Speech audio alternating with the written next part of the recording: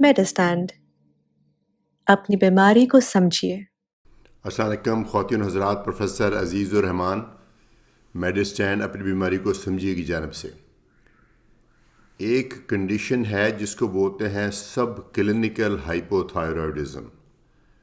یہ نام تو انگریزی کا ہے لیکن میں اس کو ابھی اردو میں ٹرانسلیٹ کرتا ہوں تاکہ سب لوگ سمجھ پائیں۔ سب کلینکل کا مطلب یہ ہے کہ ابھی اس بیماری کی وجہ سے کوئی علامات نہیں آئیں۔ ہائپو تھائرائڈزم کا مطلب ہے کہ یہ جو آپ کا تھائرائڈ گلینڈ ہوتا ہے یہاں پہ یہ ذرا کمزور ہو گیا۔ تو یہ ہم لوگ چونکہ آج کل کافی لوگ روٹین میں ٹیسٹ کراتے ہیں، تو کئی دفعہ ایسا ہوتا ہے کہ ہم نے اگر تو ایک ڈاکٹر نے پہلے سسپیکٹ کیا ہو کہ تھائرائڈ ویک ہے اور ٹیسٹ میں وہ ویکنس آ جائے، پھر تو وہ یقیناً ریلیونٹ ہوگا کلینکلی، چونکہ وہ پہلے سسپیکٹ کیا گیا تھا، پھر ٹیسٹ کیا گیا تھا، تو پھر وہ کنفرم ہو گیا، تو اس کا علاج تو غالباً ضروری ہوگا۔ لیکن ایک سچویشن ہے جس کو بولتے ہیں وہ سب کلینکل ہائپوتھائرائڈزم، وہ ایکچولی ایک لیبورٹری ابنارملٹی کو ہم ریفر کرتے ہیں۔ جو آپ کو معلوم ہے، میں نے تھائرائڈ کے بارے میں ایکچولی ویڈیوز بنائی ہیں، ہائپوتھائرائڈزم اور ہائپر تھائرائڈزم، چونکہ یہ اگر چیز کم کام کرے، تھائرائڈ گلینڈ جو یہاں گلر بن جاتا تھا وہ کم کام کرے تو اس کو ہائپو کہتے ہیں، زیادہ کرے تو ہائپر۔ تو یہ ایک بیچ والی سی سٹیج ہے جس میں ہلکا سا کمزور ضرور ہے لیکن ابھی وہ کام کر رہا ہے۔ تو اس کا پتہ کیسے چلتا ہے؟ تو اس کا عام طور پہ ہم یا تو 3 ٹیسٹ کراتے ہیں، T3 T4 TSH، 3 ٹیسٹ ہوتے ہیں، اور بھی ہیں یہ غالباً، لیکن فرسٹ لائن یہ 3 ٹیسٹ ہیں۔ اگر آپ کا T3 بھی بالکل ٹھیک ہو اور T4 بھی بالکل ٹھیک ہو لیکن TSH جو ہے لیول وہ تھوڑا سا زیادہ ہو، اور یعنی تھوڑا سا زیادہ سے مراد وہ نارملی 4.5-5 تک ہوتا ہے، اس سے بڑھ کر اگر وہ تقریباً 10 تک پہنچ جائے، 10 سے نیچے رہے، اصل میں یہ ایج کے مطابق بھی اس کا لیول ویری کرتا ہے، اولڈ ایج میں جا کے یہ 7-8 تک بھی ٹھیک ہو سکتا ہے۔ تو جو بھی آپ کی ایج ہے اس کے مطابق اگر TSH تھوڑا سا بڑا ہوا ہے لیکن 10 سے زیادہ نہیں، اور T3 T4 نارمل ہے، یعنی T3 اور T4 نارمل ہے لیکن TSH تھوڑا سا بڑا ہوا ہے، 10 سے نیچے ہے، تو اس کنڈیشن کو ہم بولتے ہیں سب کلینکل ہائپوتھائرائڈزم۔ یعنی تھائرائڈ تھوڑا سا شاید کمزور ہے لیکن اتنا کمزور نہیں کہ اس کو دوائی کی ضرورت ہو۔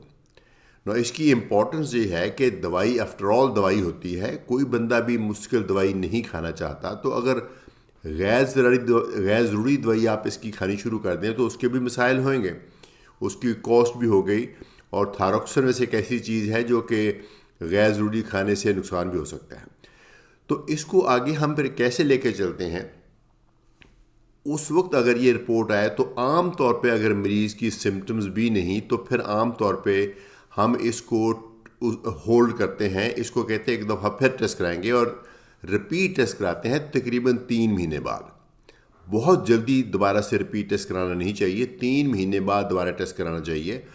اور اس دفعہ اگر پہلی دفعہ خالی TSH ہو، ایسا بھی ہوتا ہے کہ شروع میں لوگ اسکریننگ کے لیے خالی TSH کراتے ہیں، تو اگر پہلی دفعہ خالی TSH ہوا تھا تو پھر جو 3 مہینے کے بعد ہے پھر کمپلیٹ تھائرائڈ پروفائل ہو جائے تو اچھا ہے، جس میں T3 T4 اور TSH بھی ہو جائے، بلکہ اس کے علاوہ ایک ٹیسٹ ہوتا ہے اینٹی TPO، وہ بھی ہو جائے تو زیادہ واضح طور پہ ہمیں پکچر مل جائے گی، پتہ چل جاتا ہے کہ تھائرائڈ واقعتاً کمزور ہے یا اس کے کمزور ہونے کا چانس ہے، تو اس صورت میں ہم پھر اپروپریٹ ایکشن لے سکتے ہیں۔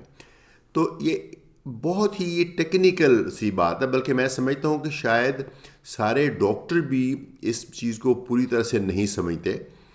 اگر آپ کی رپورٹ میں خالی TSH تھوڑا سا زیادہ ہے تو پلیز اس کے اوپر فوری طور پہ خود سے تھائروکسن لینا مت کریں، شروع کریں، اپنے کوالیفائڈ ڈاکٹر سے ڈسکس کریں، وہ بتائیں گے آپ کو کہ اس کے اوپر ٹریٹمنٹ کی ضرورت ہے یا اس کے اوپر آبزرویشن کی ضرورت ہے۔ ہاں البتہ کچھ سچویشنز ایسی ہیں جو کہ اگر آپ کا سب کلینکل ہائپوتھائرائڈزم بھی ہے تب بھی ہم دوائی دے سکتے ہیں۔ وہ کیا سچویشنز ہیں؟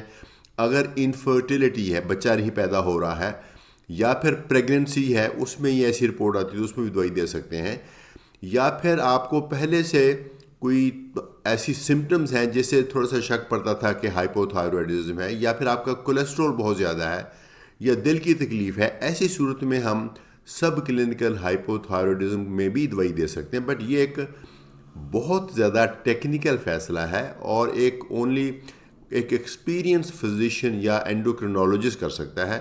تو پلیز اس کے اوپر آپ پریشان مت ہوں. اس رپورٹ کے ساتھ اپنے فزیشین سے اور اپنے ڈاکٹر سے ملیں، اس کے ساتھ ڈسکس کریں. اگر وہ آپ کو یہ بتاتے ہیں کہ ابھی کسی دوائی کی ضرورت نہیں ہے، ابھی اس کو ویٹ کرنا ہے، تو پھر ویٹ ہی کرنا میرے خیال میں مناسب ہوگا.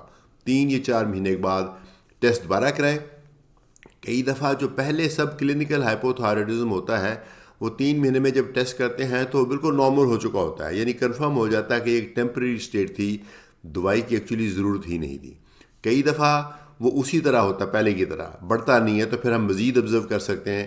کئی دفعہ وہ آگے لیبارٹری ٹیسٹ جو مزید خراب ہو کے ایک پراپر ہائپوتھائرائڈزم کی رینج میں چلا جاتا ہے، پھر ہمیں کنونس ہو جاتے ہیں کہ دوائی کی ضرورت ہے. تو ایک ٹیکنیکل فیصلہ ہے. تو میرا خیال میں مجھے امید ہے کہ یہ ویڈیو آپ کو پسند آئی ہوگی، کیونکہ بہت سارے لوگ ہیں جن کو یہ ہلکا سا تھائرائڈ ویک ہوتا ہے لیکن ان کو دوائی کی ضرورت نہیں ہوتی.